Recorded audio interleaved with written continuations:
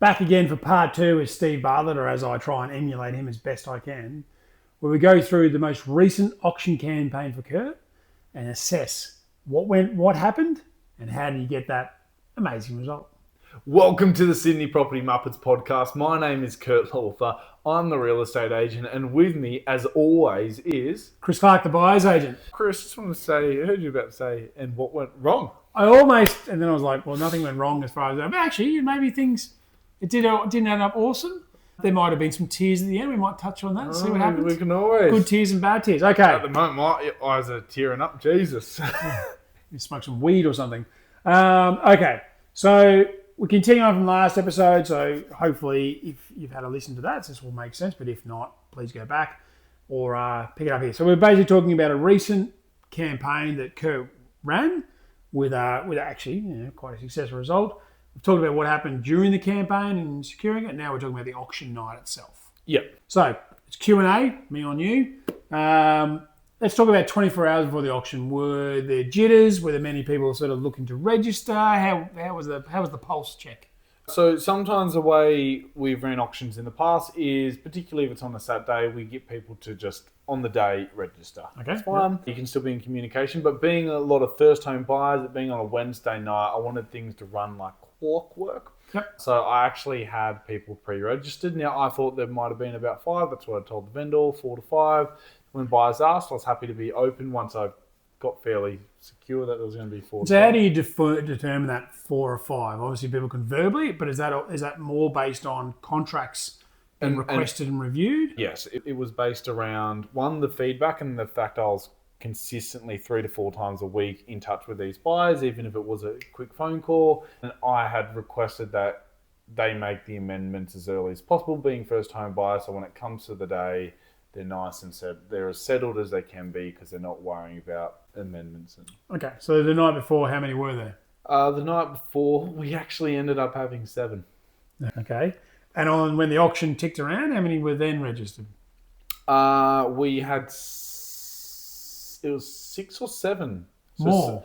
No. So it was basically the same. One person had rocked up that I had only literally just seen it 15 minutes before. Another person had decided to pull out because they didn't have their finances ready. Right, okay. So the 7 actually went to 6. No, the 7 stayed at 7. Yeah, but there was an interchange. Okay, yeah. Nice little hockey sort of bench. And it was funny seeing how, because I've been nurturing these first home buyers in the conversation, I even recommended either using a buyer's agent or a family member so they could actually give their best shot at winning. Yep. And how it was quite relaxed. And as we came to auction night, the sun setting, finishing off like getting them to sign the pre-registration, the nerves and the tension you could just feel. Now, admittedly, this is a 42 square metre apartment, or 38 and a half square metre apartment. So, but with balcony, 42. Yeah, with the balcony, 42 and a half. Yeah. Okay, so Auctioneer, I was there, took a video. We'll post that either in this or splice it together or separately. Auctioneer kicks things off. Anything surprising in terms of how things kicked off? So throughout the whole campaign, I told, once we got right near the end, people knew value was, we expected it to end up about 625 to 630, which people were all aware of. And I teed a couple of buyers I was like, to give them advice. I was like, look, just come straight out at the gate. You're going to put some people off. Someone tried to start out the bidding at 575. Or 577. Well, and they were successful, right? Because that bid was accepted by the auctioneer. No. No? I thought it was. No. He was sort of repeating it, to make sure he had heard it correctly. But I was about to, standing next to the auctioneer, going to reject it. Right, okay. But before that happened, then, before I could even get my words out of the mouth, another person came straight in at 635. Okay. Fun question, actually. So did that first bid end up getting registered as the first bid of the night or not? Or you don't know? On paper, it actually did. Yeah, because it makes sense, right? Because then you're like, well, okay, cool. Okay, so first bid that wasn't accepted but no one knew because they didn't have time, 577. Next bid was 635,000. So $5,000 over what you thought likely to be the maximum, right? Yes. Okay, and then you thought... But at that point in time, we were then ready to sell. Yeah, which again was an interesting thing. I said to after the auction, the auctioneer straight away, and they do not need to use the term on the market, and didn't even use the term, but he used the term. Okay, we are selling now. This is selling. Which was interesting to me because most times when I've been at auctions, and even if they hit the reserve, the auctioneer typically turns back and just double checks with the agents to go, am I good to say it is? So you I remember you questioned me, and what happened after the 635, someone had made a bid at 640. Correct. And we had already had the discussions, even though the reserve was a little bit less than that, we'd all made the prearranged discussions that we would be selling above 640, and we're actually going to call it. Yeah, I get all that, but I still think the auctioneer my experience with auctioneers still pause and go just double check, because all of a sudden the momentum's there and they might be like, actually, let's hold off. But it was fine. It was good. I like the fact that he went, we are selling tonight, we're going. Like you said, so next bid 640, and there was, I think in the end, there was 18 bids. And across 5 parties or 4 parties? 5. I think it was 6? Definitely 4. And up until about it was about 650 or 660 is then when it got to 2 parties. Yeah, okay. And, I mean, what can you tell us next in terms of the next bidding process from there? Well, I'll give a quick little story, which I'm not sure you're aware of this. I still went to go and check on my vendor, who was in the apartment, who could actually see over the auctioneer. I went up to, and by the time it was 640, and I'd got up to just be like, triple checking that he is happy, because the reserve, he could at any moment be like, do you know what? And change the reserve price. I'm trying to open the door because for some reason the door is locked, and then he just opens it, and by the time I've got there in like the space of 30 seconds, it's jumped up to 660. Crazy. Okay. By the time I walked, and he knew that because he could hear it. Yes, he could hear. By the time I walk back down, the number's I think in the 670s, and I'm trying to work out what number it is. Yeah, trying to catch up. Because by the time I've come down, and then from that point of view, we know we're definitely selling. I'm going around to all the buyers to ensure. I'm like, when it's going between 2 people, but I'm going around to politely ask. I'm like, Chris, are you in or out? We are selling. Yeah, and I did see that. And again, the video I took of the night will show. It shows you walking around. There was one lady, I think, and after the auction, we started jumping ahead, but she had somebody else bidding on her behalf. But you came up to her, I think, and asked her if she was in or out. And after the auction, she was a bit unhappy with that approach. Yeah, so it wasn't actually the lady who she would have been the purchaser. Just call her name Amanda. Right. It was Amanda's friend. Right. Now I know Amanda had a buyer's agent, but in the moment of how fast-paced things are moving, and I've basically spent most of the time speaking to Sinead, even though I have spoken a little bit to the buyer's agent.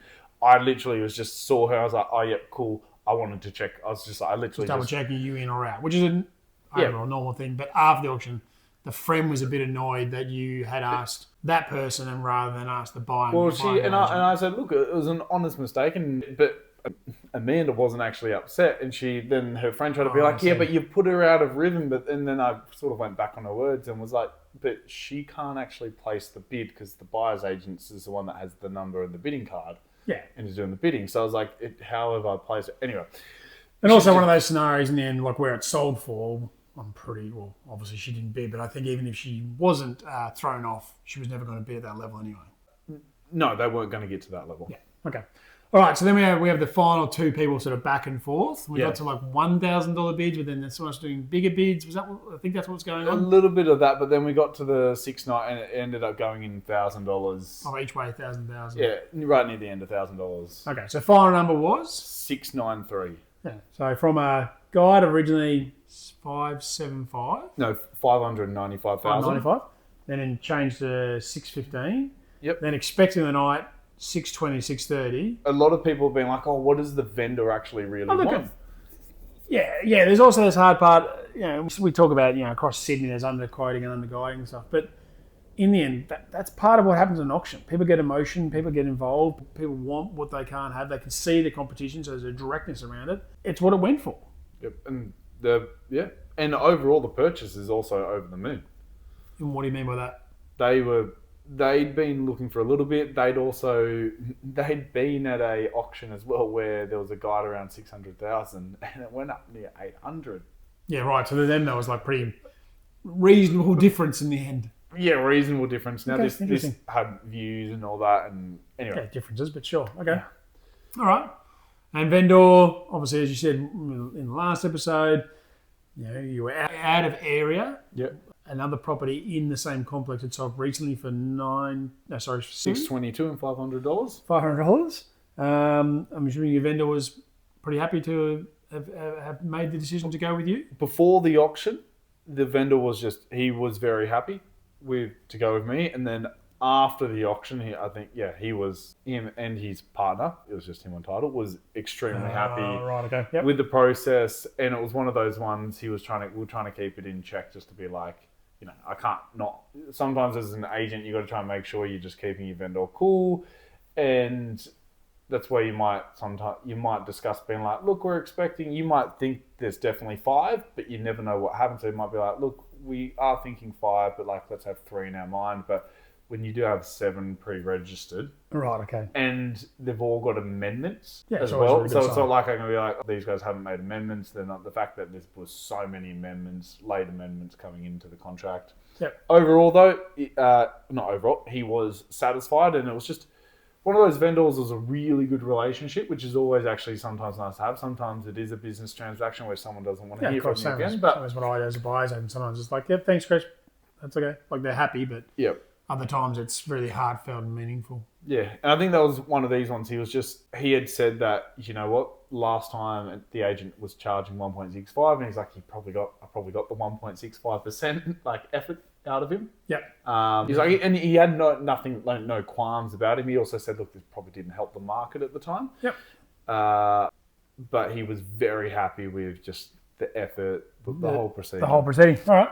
Yeah, perfect. Nicely wraps it up. Let's Nicely get into wraps it up. the 3 quick cues for you this time. So thank you for trusting me. Yeah, indeed. All right. We'll try and be relatively quick here. What's one thing buyers say at every inspection that makes you roll your eyes? Why the vendor selling? Why the vendor selling, yeah. If you had to live above a shop when you were a kid, what shop would you pick to live above? Would have been Muckabout. What's Muckabout? It was a massive, in Lake Haven on the Central Coast, a massive play area. There's like I said shop, but sure. Yeah, sorry, yeah. Last question. Does Piastri win the F1 Grand Prix? Yes, Oscar Piastri, #1. Lando, get out of here, mate. Papaya, it's only Oscar. Lando's still papaya, but sure. Yeah, he can get out. Me too. Very good. Homework this week, guys. I want you to share it with a friend. This episode about what a campaign actually feels like and how an auction sometimes can flourish. If you were wondering, the auction went for 4 minutes. It did. Record it. It was quick. Good all. Thank you for dropping by.